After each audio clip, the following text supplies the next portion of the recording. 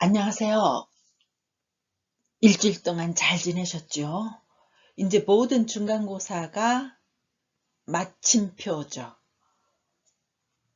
그쵸? 초등학생 때부터 지금까지 앞으로도 이 시험에 대한 스트레스 계속될 거예요.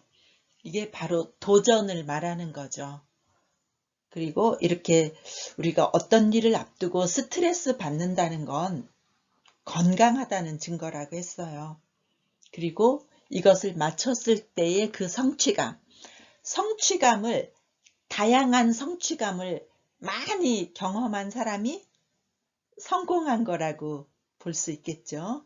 그래서 이 성취감을 경험한 사람이 또 도전하고 이런 인생이 좀 적극적인 인생이 아닌가 이렇게 생각을 합니다. 그리고 제가 지난번에 여성이 이 지역사회에 있어서 아름답게 할 수 있는 일이 장애인을 대상으로 무엇인가 이런 것을 시하고 함께 하다 보니까 화장실 문제가 나왔는데 이것이 우리 지역은 아니지만 뉴스에 나온 것을 보내준 친구가 있었어요. 굉장히 감사해요. 그리고 이런 친구는 사회생활을 하는데 주변 사람들을 좀 더 따뜻하게 관심 갖고 바라보는 거죠. 그렇죠? 이건 뭐 교수님이 부탁했다고 해서 보내는 이런 차원이 아니고 내가 가까이 나랑 연관된 사람이 어떤 일 하고 있다. 내가 도와줄 수 있는 부분 무엇인가 이렇게 생각하는 거 이거 참 바람직한 인간관계의 형성인 것 같아요. 그리고 이런 마음이 사회복지 실천하는 사회복지사로서의 기본적인 마음가짐도 아주 중요하다고 생각합니다. 요즘은 대문 밖을 나서는 순간 굉장히 아름답습니다. 풍요로워지기도 하고 마음이 쓸쓸한 마음이 들기도 하고 또 여러분들은 가장 인생에 있어서 투자를 많이 해야 될 시기입니다. 시간을 많이 투자해야 되고 그 밖에 모든 경험들에게 투자를 해야 되는데 지금 그쵸? 팬데믹 시절에 있어서 많은 경험을 직접 하기 어려우니까 제가 영화를 자꾸 강조합니다.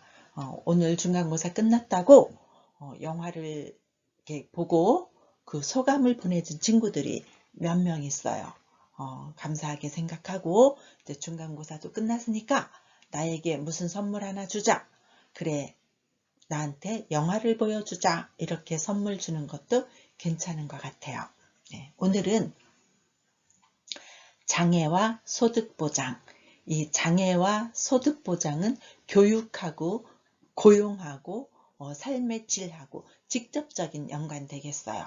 그래서 장애인은 왜 빈곤한가? 그 다음 장애가 초래하는 경제적 어려움에 대해서 국가와 사회는 어떻게 대응하고 있는가? 우리나라 장애인 가구의 경제 상태는 어떠한가? 우리나라에서는 어떠한 장애인 소득보장 제도를 운영하고 있는가?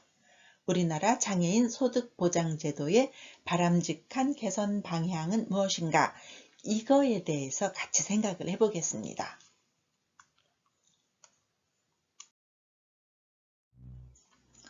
컨텐츠 타이틀, 목차, 그쵸? 장애인의 빈곤 원인, 소득보장체계 개념, 경제 상태, 소득보장제도의 현황과 문제점, 그 다음에 발전 방안에 대해서 함께 공부해 봅시다.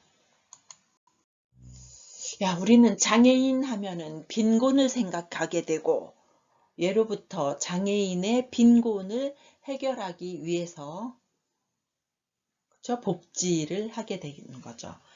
장애인이 비장애인에 비해서 상대적으로 빈곤할 수밖에 없는 두 가지 요인.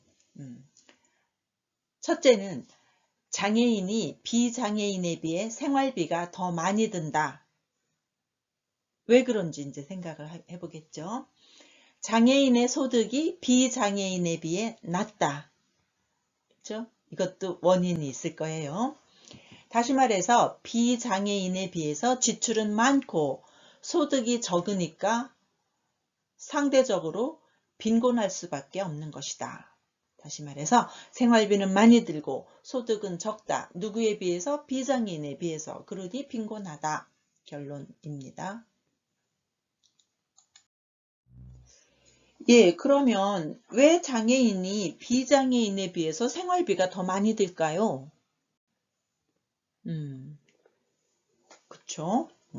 이 장애의 원인이 85% 정도 질병에 의한 거라고 했어요. 그러니까 의료비가 많이 들겠죠? 그 다음에 신체 장애가 75% 이상이기 때문에 그 재활보조기구 구입비, 교통비 등의 영역에서 장애로 인한 추가 지출 발생이 생기기 때문에 지출이 더 많다. 이런 얘기고. 그러면 왜 소득이 낮은가? 그쵸? 소득 활동의 기회를 얻지 못하거나 저임금 직종에 주로 근무하기 때문이다. 그렇죠. 장애인들이 장애 정도에 따라서 비장애인과 동등하게 일을 할 수도 있고, 하지만 이 복지 차원의 복지 혜택을 받는 장애인들은 동등한 근로 기회를 가질 수가 없어요. 그렇게 할 수 없고, 그래서 또 우리가 지난 시간에 여성과 남성의 그 교육 수준과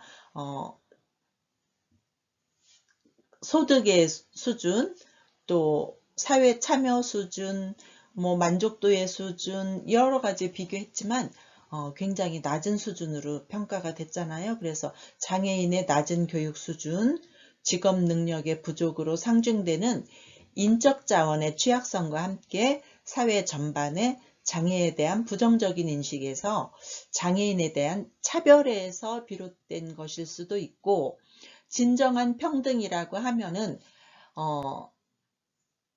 진짜 사회에 많은 공헌을 기여를 하는 근로를 하든 아니면 사회 기여도가 적은 근로를 하든 그 사람들의 삶의 질이 만족스러운 생활을 할 수 있을 정도의 소득을 보장해 주는 것이 사실은 평등이 되는 거죠.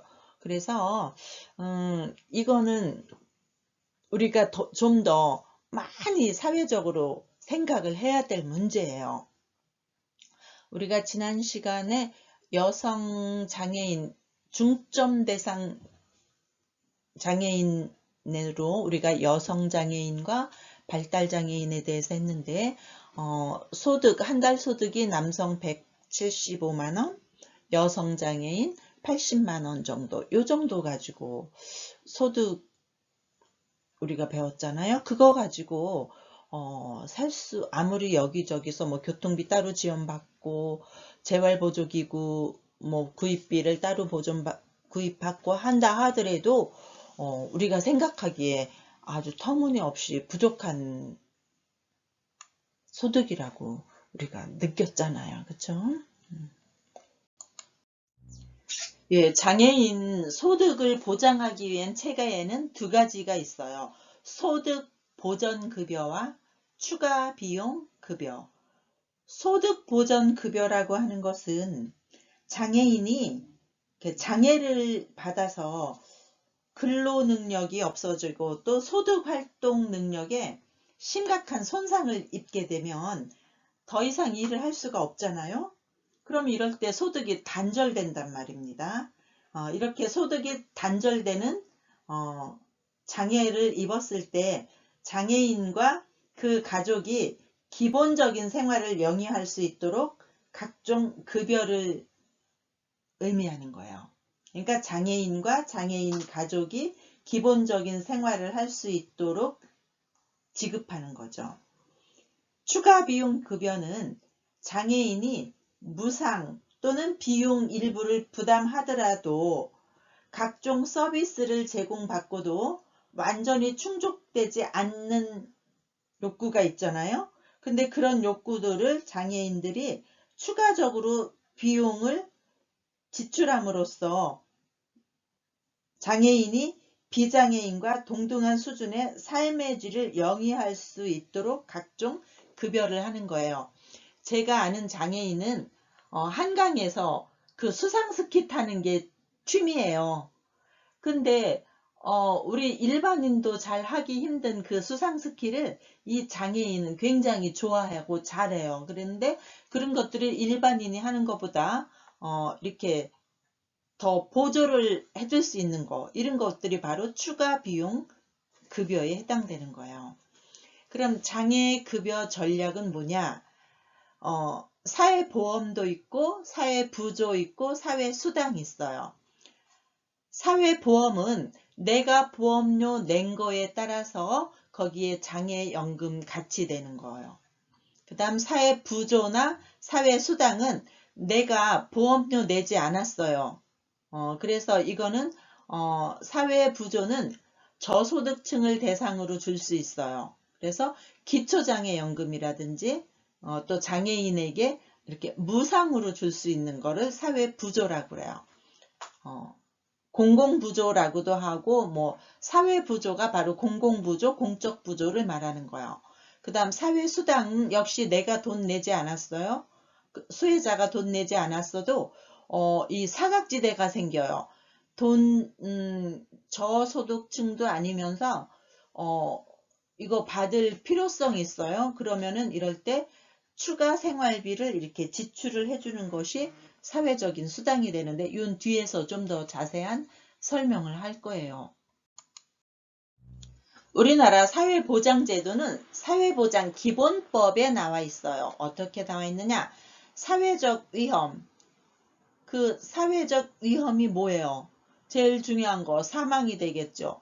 그렇죠? 여기서는 출산부터 시작을 했어요. 출산, 양육, 실업, 노령, 장애, 질병, 빈곤, 사망 이런 것들로부터 국민을 보호하고 국민의 삶의 질을 향상시키는 데 필요한 소득 서비스를 보장하는 사회보험, 공공부조, 아까 사회부조라고 그랬죠. 또는 공적부조라고 한다. 사회적 서비스를 말하는 거예요. 그러니까 사회보장제도는 뭘 말하느냐? 사회보험, 공공부조, 사회적 서비스. 이것을 또 작은 분야에서 사회복지 차원에서도 해결하는 문제 있죠. 그러니까 사회보장이라는 말이 사회복지보다는 더 큰 말이에요. 그러니까 사회보장 안에 사회복지, 우리 사회복지과잖아요. 사회복지가 포함이 되는 겁니다. 또 다시 말해서 국민 각자가 직면하고 있는 실업, 질병, 재난 이런 것들이 사회적 위험이라고 그랬어요. 그런 사회적 위험에 대해서 그 위험과 불행의 책임이 개인에게만 있는 거 아니고 국가나 사회가 그 책임을 부담해야 된다라는 이런 철학적인 배경에 따라서 국가 또는 사회가 공공자원의 일부를 보태서 개인의 생활을 보호하는 제도를 사회보장제도라 한다. 이것은 우리나라 어디에 제시가 되어 있냐면 사회보장기본법에 제시가 되어 있어요. 그러면 사회보험, 공공부조, 사회적 서비스 이 말에 대해서 한번 공부를 해봅니다. 사회보험은 국민에게 발생하는 사회적 위험을 보험 방식으로 대처함으로써 국민의 건강과 소득을 보장하는 제도를 말해요. 예를 들어서 사회보험 안에 퇴직보험이 있어요. 그렇죠? 일을 30년, 40년 오래 하면서 조금씩 오랜 기간 동안 보험료를 냈어요. 퇴직하면은 소득이 단절되잖아요. 그럴 때 연금으로 받는 그 퇴직보험도 이 사회보험에 들어가요. 그리고 또 사회보험은 아니지만 민간보험이 있잖아요. 본인이 일반 보험회사에 보험을 들어서 그것이 연금처럼 탈 수 있는 거 이거 있죠. 이런 것들은 사회보험은 아니지만 보험의 일종이라고 생각하면 돼요. 민간보험, 퇴직보험 이거.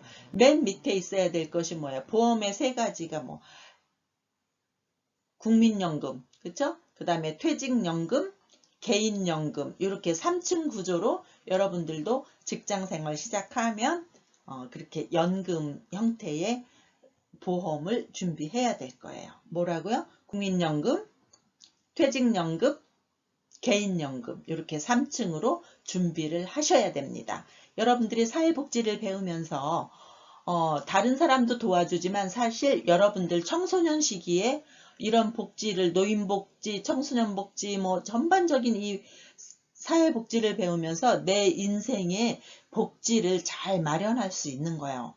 지금 얘기 어디로 갔어요? 사회보험은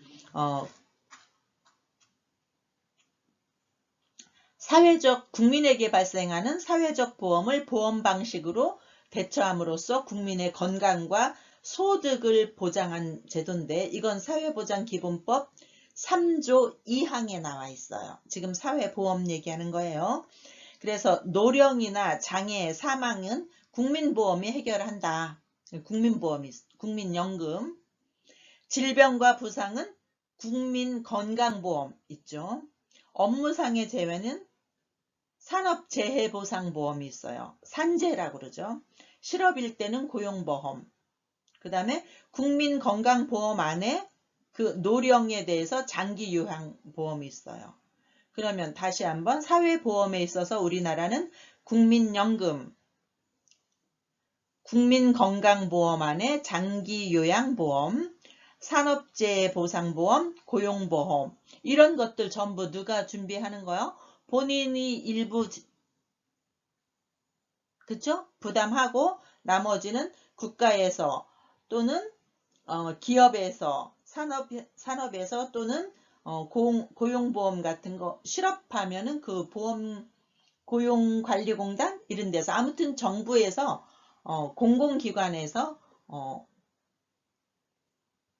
지급을 하게 되는 거죠. 그래서 사회보험이라고 하는 것은 본인 부담 플러스 정부나 각종 산업이나 그 정부에 준하는 그런 단체에서 같이 부담을 해주는 거예요. 그 다음 공공부조. 공공부조는 공적부조다 이렇게도 말하는데 이거는 사회보장기본법 3조 3항에 있어요. 아까 사회보험은 국가에서 정부에서 부담을 해준다 했는데 이 공공부조, 공적부조, 사회부조는 국가와 지방자치단체에서 함께 책임을 져요. 그래서 생활유지 능력이 없거나 생활이 어려운 국민의 최저생활 보장하고 자립을 지원하는 제도예요. 그 부조라는 말이 그거잖아요. 어려운 사람을 대상으로 최저생활 보장하고 자립을 지원하는 제도다. 그러면 우리가 공공부조와 사회보험 중에서 어떤 것이 먼저 생겼다고 생각해요? 맞습니다. 공공부조예요. 왜냐하면 빈곤에서부터 시작됐잖아요. 빈곤과 장애에서부터 이 복지가 시작됐기 때문에 역사적으로는 공공부조가 사회보험보다 앞서 있어요. 그리고 국가와 국민의 최저생활 보장을 위한 것이기 때문에 세금을 재원으로 해요. 뭐를 재원으로 한다고? 세금을 가지고 푸는 거예요.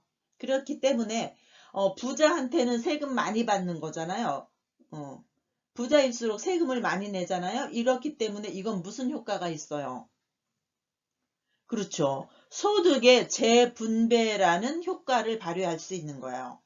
이번에 이건희 회장이 자꾸 하셨잖아요. 그러면서 전 재산이 18조 정도 되는데 10조가 뭘로 나온다고요? 이건 특별한 거예요. 60%. 상속세로 낸다는 거죠.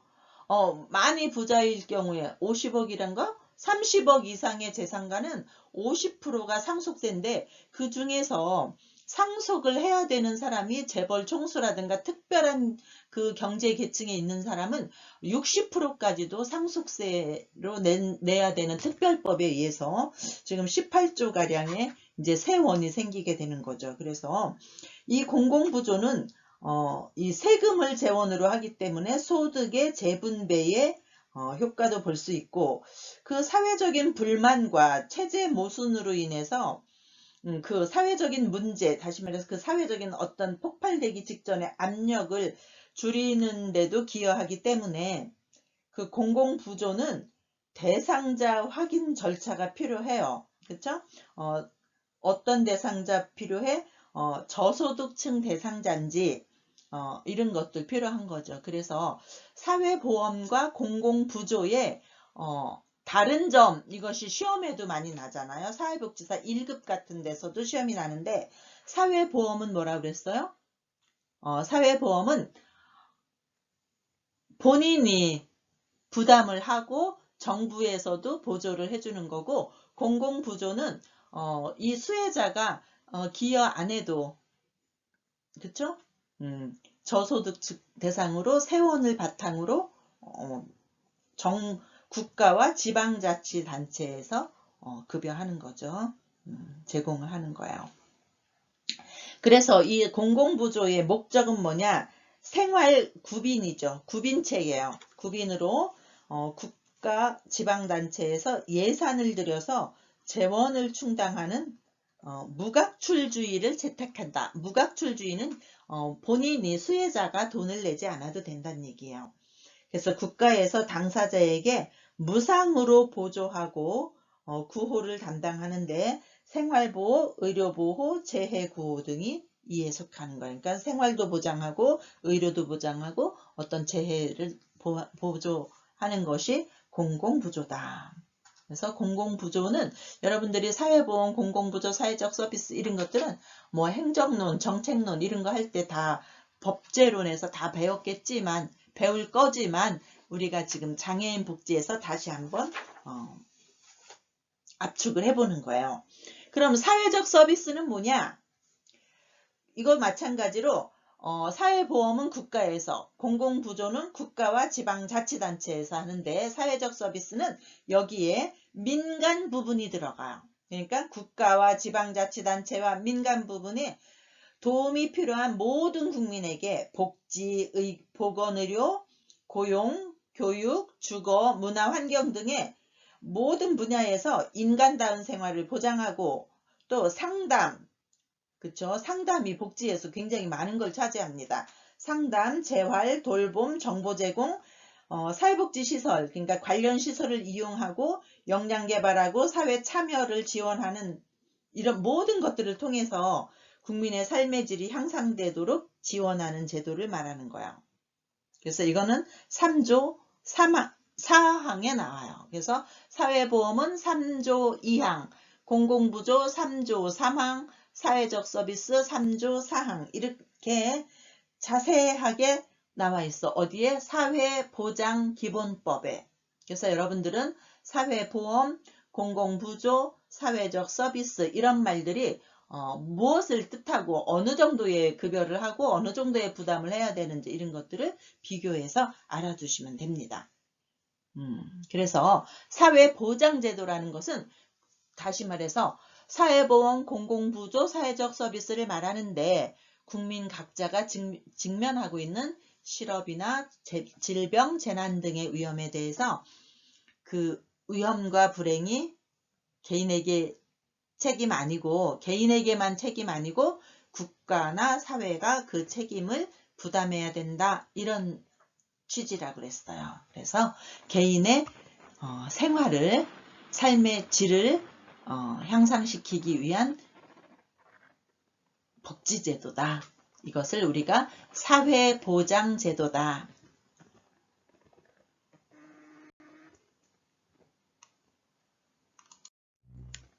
예, 여러분들 교재 214페이지 보면 이 표로 잘 나와 있어요. 소득보전급여와 추가비용급여 있는데, 소득보전급여에는 기본급여가 있고 부가급여가 있는데, 기본급여는 장애인 개인 소득을 보전하는 거고, 부가급여는 부양가족 부양지원이에요. 그래서 기초급여, 소득비례급여, 장애 정도에 따라 차등 지급을 하죠. 이것은 장애인에게 주는 소득보전이고, 아동부양수당, 성인부양수당 이것도 마찬가지로 부양가족이나 결혼 상태에 따라서 차등 지급하는데 장애인과 장애인 가족 부양 지원하는 거 소득보전급여예요. 그 다음 추가비용 급여는 장애인의 추가비용인데 아동수당, 간병수당, 장애 아동 부양수당, 중증장애수당 이런 것들도 역시 마찬가지 개개인 장애인 특성에 따라서 차등 지급을 한다. 똑같이 주는 게 아니고 케이스 바이 케이스란 얘기입니다. 그래서 소득보전급여와 추가비용급여 요 두 가지 있는 거 기억하십시오. 소득보전급여 체계는 근로능력 손상으로 소득 단절에 대응하는 소득보전급여 말하는데 대부분의 국가에서는 이 사회보험을 채택을 하죠. 그래서 이 사회보험은 아까 얘기했지만 보험료를 납부한 거에 기반을 두고 거기에 따른 사회보험, 그러니까 보험료를 지급하는 건데 예를 들어서 이런 그러니까 공적연금이나 장애연금 우리나라의 그 국민연금에 해당하는 것이 이제 장애연금인데 내가 근로를 하는 동안에 보험료를 냈을 때의 장애연금을 근로 활동하고 그 결과로 이제 소득의 일정 비율을 공적연금 보험료로 납부했을 경우에 장애연금을 지급하는데 만약에 선천적으로 장애를 입거나 근로활동 가능 연령 이전에 장애를 입으면 장애 그 연금을 받을 수가 없잖아요. 내가 낸 연금이 없기 때문에 사회보험으로 혜택을 못 받아요. 그럴 때 어떻게 하냐면 그 소득과 재산과 이런 것들을 조사해서 그 사회 부조를 행하는 거죠. 사회 부조라는 것은 이 사람이 생활 능력도 안 되고 재산도 없어. 그래서 살아갈 수가 없을 때는 최저 생활을 유지하기 위해서 사회 부조, 공공 부조, 공적 부조를 세금을 재원으로 해서 급여를 합니다. 근데 비기여했지만 기초장애연금은 사회수당과 사회부조예요. 그러면 사회수당이라고 하는 것은 뭐냐? 국가에서 일반적으로 그 사회보장의 전통적인 방법으로 사회보험이 있고 공적부조가 있는데 이것만으로는 부족하고 그 중간 성격의 사람들이 있어요. 이럴 때는 현금급여를 한다. 그러니까 이 사회부조는 저소득층이잖아요. 다시 말해서 빈곤자에게 제공하는 것이 사회부조인데 이 사회수당도 빈곤자에게 한정하는 자격 제한이 있지만 그 원칙에 준하진 않아요. 그래서 노령복지연금, 아동수당, 아동부양수당, 가족수당, 특별아동부양수당 이런 것들이 사회수당에 해당되는 거예요. 그래서 정언여 이 소득이나 재산으로 이렇게 생활 안 되는 경우 사회부조, 그 중간 단계가 사회수당, 사회부조, 그 다음에 자기가 낸 보험에 국가의 보조를 받아서 받는 장애연금과 같은 사회보험 이렇게 3층으로 소득보전급여 체계가 이루어져 있다. 그러니까 사회부조, 사회수당, 사회보험 이렇게. 그런데 사회수당과 사회부조는 동시에 받을 수도 있는 거예요.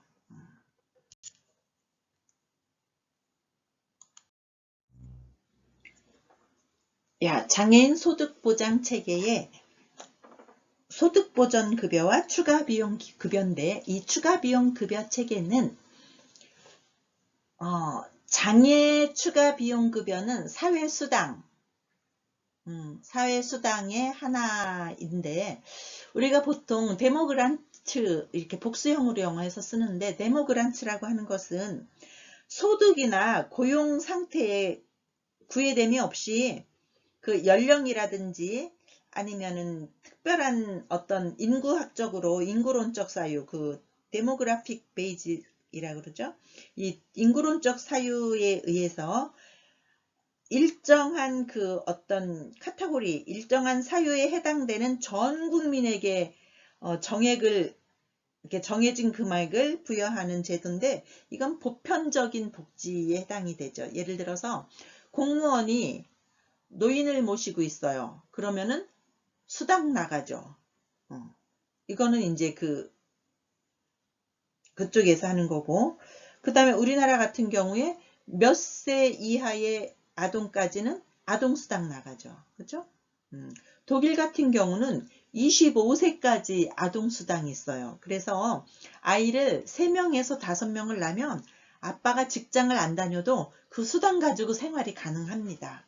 그래서 우리나라 같은 경우도 뭐 아동수당 이런 거 사회수당에 해당됩니다. 그래서 데모그란츠는 생애 주기에서 특정 인구학적 집단에 속할 때 발생하는 보편적인 욕구에 대응하여 지급되는 수당을 의미하는데, 추가 비용 급여 체계는 각각의 급여가 동등한 지위에서 대상 혹은 영역별로 추가 비용을 보전하는 비위계적 구조로 운영된다.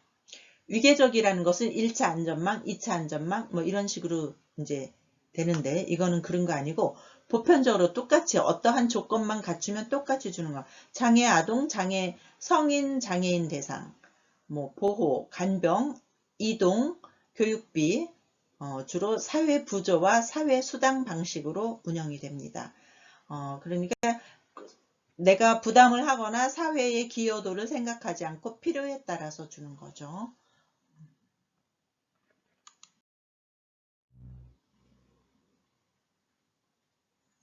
우리나라 장애인 가구 2017년도 장애인 실태조사 결과 있어요. 월 평균 소득이 242만 1,000원. 그러니까는 전국 가구 월 평균 소득의 66.9%에 불과하고, 그 다음에 취업 장애인 월 평균 임금이 171만 원. 전 70.4%에 불과하고, 기초보장 수급자 비율도 전체 국민의 3.2%네요. 그리고 저소득 가구도 일반 가구는 39.7%인데 장애인은 61.5%가 저소득 가구고,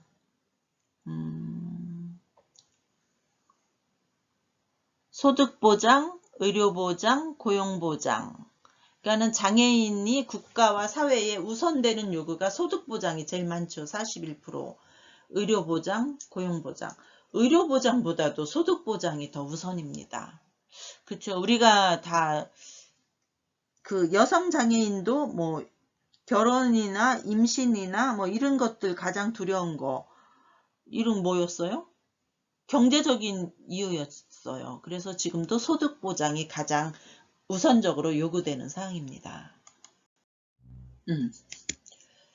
소득보장급여 현황인데 0층 보세요. 생계급여 소득 인정액이 중위소득 30% 미만 이하인 자.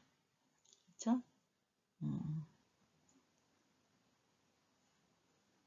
그 다음에 기초급여는 장애인복지법 장애등급 1, 2, 3등급자로서 최대 25만원. 이게 언제 건가? 언제 건지 나와 있지 않네요. 2019년 이전일 거예요. 장애등급 이런 말 나온 거 보니까. 근데 이제 기초장애인 기초급여에서 0층인 경우는 기초보장은 보충급여를 최대 25만원에서 지금은 더 많아졌을 거예요. 거기에 이제 보충급여로 더 나가게 된다. 그런데 장애인연금 기초급여를 받는 사람이 35만 명인데 중증 장애인 중에 70%라는 얘기죠. 그러면 나머지 30%는 중증 장애인이지만 재산이 있다는 얘기예요. 그 다음 장애연금은 국민연금 마찬가지. 가입 후 발생한 질병, 부상 치료 후에도 신체 또는 정신적 장애가 있는 사람들 경우에 소득과 장애 등급에 따라서 지급이 되고, 또 산재보험, 장애연금 이런 것들에 따라서 지급이 되는데 월 평균 약 37만 원이 된다. 그리고 장애인 중에서 18세 이상 장애인 중에 2.9%, 채 3%가 안 되기 때문에, 그쵸? 본인이 보험료를 내고 거기에서 국가에서 보조해 주는 걸 받는 장애연금을 받는 퍼센트가 이렇게 낮게 되기 때문에 우리나라의 그 장애인 소득보장제도의 문제점으로 되고 있는 겁니다. 그러면 이제 이런 문제점을 알면은 해결책이 나오겠죠. 문제는 뭐라고요? 복지는 돈으로 하는 거기 때문에 가장 큰 문제예요.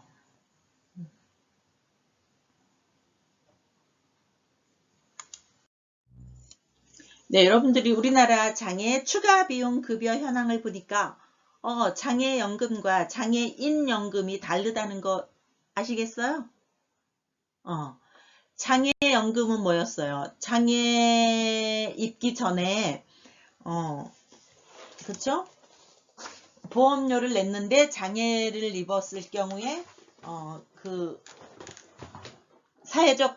사회보험으로 내가 낸 거에 따라서 받는 거지만, 장애인연금은 장애에 넣지 않아도, 그쵸?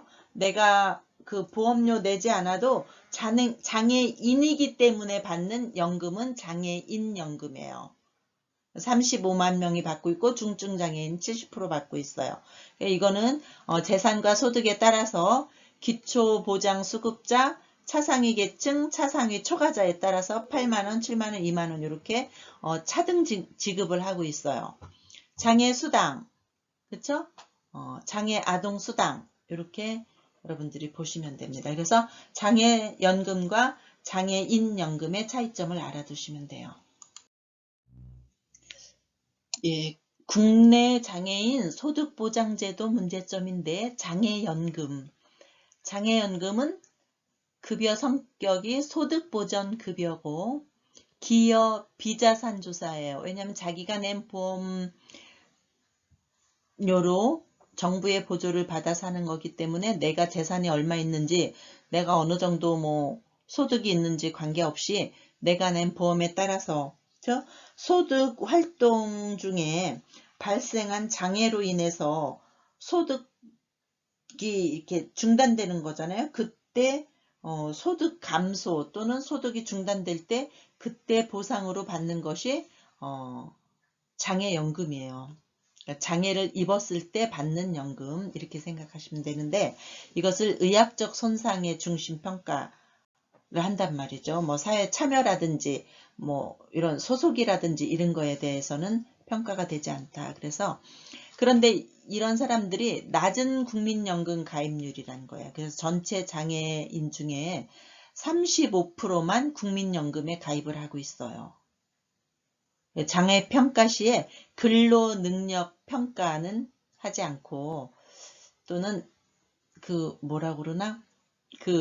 의학적 손상에 따라서 평가를 해서 지급을 하기 때문에 급여가 낮다. 그러니까 국민연금이 우리 국민들이 거의 다 들고 있잖아요. 그런데 35%, 전체 장애인의 35%만 들고 있다는 얘기는 이 소득보전급여의 장애연금 퍼센트가 굉장히 낮은 걸로 나와 있죠.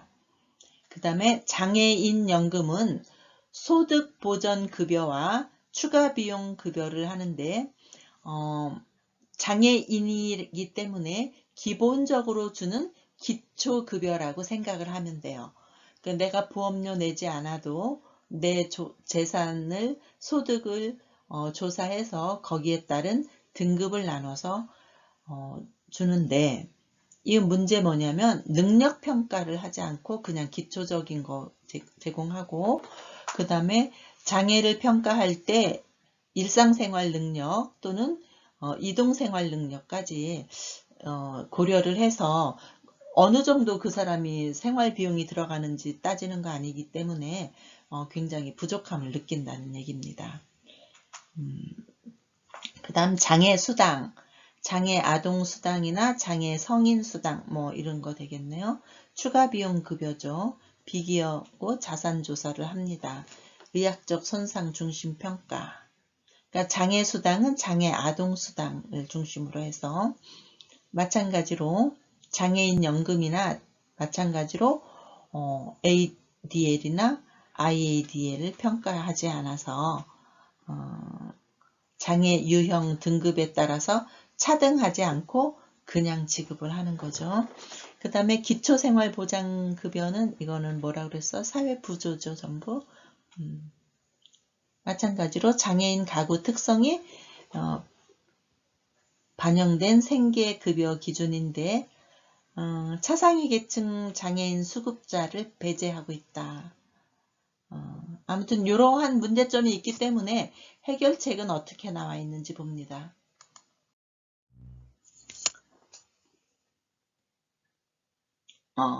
중증 장애인에 대해서는 사회보험료를 지원해라. 그렇죠? 보험 장애인 노령연금 조기 특례 제도를 도입하자. 장애인 노령연금은 좀 일찍 주자. 장애연금 수급 요건으로 근로능력 평가 요소를 도입해라. 장애연금은 어떻게 준다 그래서 장애를 입었을 때 주는데 얼만큼 입었으니까 이거 주지 않고 근로능력에 따라서 평가를 해서 달라는 얘기죠. 내가 일을 이만큼 했을 때 소득이 얼마였는데 지금 단절이 됐든지 아니면 근로능력이 감소가 됐든지에 따라서 평가를 요소를 도입해라. 일정 기간 이상 가입 장애인의 경우는 가입 전 장애의 악화로 근로능력 상실 시 장애연금을 지급해라. 가입 전으로 지급을 해라 이런 얘기죠. 장애연금 지급 기준 현행 20년에서 30년 혹은 40년으로 상향 지급하라는 얘기입니다.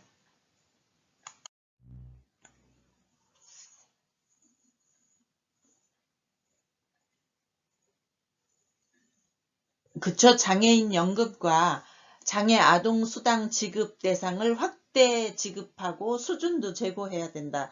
우리나라는 그 복지 선진국들은 장애인의 그 퍼센트도 20% 전후가 되는데 우리나라는 5%가 채 안 되고 있기 때문에 이것도 문제고, 그 다음에 장애인이라 하더라도 그 연금 지급 대상을 단계적으로 확대하자. 다시 말해서 그 장애인으로서 받는 기초 급여 있잖아요. 그 기초 급여의 대상을, 그러니까 장애인의 그 폭을 넓혀라 이런 얘기고, 장애인 연금 기초 급여의 지급액의 단계적 인상. 그쵸? 너무나 지금 낮게 책정이 돼 있는데 최저 생활을 보장할 수 있을 정도로 단계적인 인상을 해라. 그 다음 장애인 연금 부가급여, 장애수당, 장애 아동수당 지급 대상을 확대해라. 그리고 지급액 추가 비용 100% 보전을 목표적 단계로 확대해라. 장애수당, 장애 아동수당 지급 시 장애 유형을 고려해서, 다시 말해서 근로 능력까지도 고려해서 차등해서 지급해라 이런 얘기입니다. 네. 장애인 가구 특성을 반영해서 생계급여 기준 도입해라. 그 장애의 정도에 따라서 생활비를 책정하는 것이 맞는 거겠죠. 그다음 소득인정액 산정 시 장애인 가구에 다양한 소득공제 요소를 도입해라. 뭐 가족이 몇 명이냐, 뭐 어디에서 사느냐, 어떤 방법으로 사느냐, 뭐 이거에 따라서 건강 상태가 어떠냐. 장애인이라 하더라도 이 장애를 입음으로 해서 건강 상태가 또 천차만별이 될 수 있으니까 그런 것들을 해서 실질적 빈곤 경험하고 있는 장애인 가구 생계를 보장해라. 그 다음에 장애인 가구의 경우는 부양 의무자, 조건 폐지 또는 부양비 부과를 면제해라. 저 장애연금, 추가비용급여,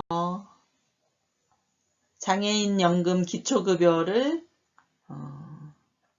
경증장애수당과 통합해서 소득보전급여와 추가비용급여를 분리해라.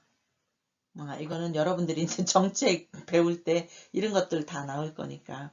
여기서는 장애인 연금을 제도적 완결성을 갖는 장애인 최저 소득보장 제도로 재편하자. 그쵸. 장애인 연금, 이 기초생활보장 이런 것들이 가장 큰 화두가 되고 있어요. 장애인 소득보장에 있어서는. 그쵸. 소득보전급여와 고용서비스 연계 추진해라. 그리고 능력평가 결과에 따라서 급여 및 고용 서비스를 차별화해라. 그 다음 근로능력이 없거나 심각한 제약을 받을 때는 어떻게 하라고요? 장애연금과 장애인연금 이런 것들을 잘 적절하게 해서 맞춤식 고용 서비스 할 수 있게 취업을 유도해라. 그 다음 근로능력 제약이 거의 없는 장애인인 경우는 소득보전급여 대상에서 배제하고 보편적 고용 서비스 강화를 통해서 취업 유도하고 장애인 자산 형성 지원 프로그램 연계해서 자립을 유도해라. 그렇죠? 그러니까 근로능력이 아예 없거나 근로능력 제약이 거의 그러니까 근로능력이 있는 장애인과 근로능력이 없는 장애인을 이렇게 구별해서 소득보전급여를 하고 또 자산형성지원 프로그램 연계해서 자립을 유도해라. 이 소득 문제가 가장 중요한 거예요.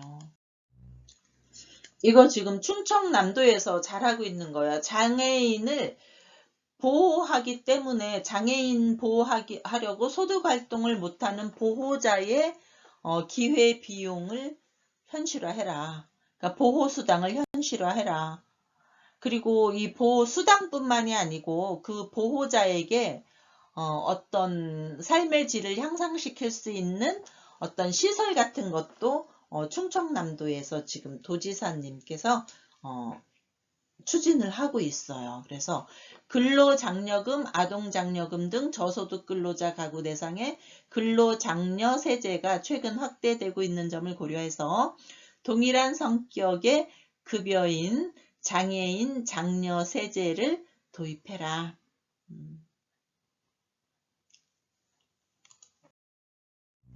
네, 지금까지 장애인 소득 보장에 대해서 함께 공부를 했습니다. 제가 45분 안에 강의를 마치려고 했는데 조금 지났어요.